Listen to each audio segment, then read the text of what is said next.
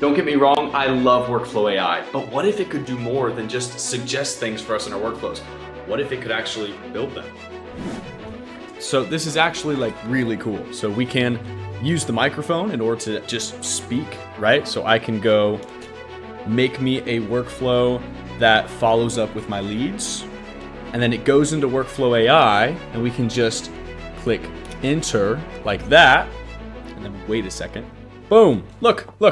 I didn't even make this. It just created a trigger for new lead created, then send an SMS follow-up, wait a couple of days, send a second SMS, wait 3 days, check if they've responded, and then send an email follow-up. Like all of these were immediately created by Workflow AI. I didn't have to do absolutely any of this. So now this means that we could literally speak a workflow into existence using HighLevel. So if you don't know what triggers to use, what actions to use, you can just talk and then it's created.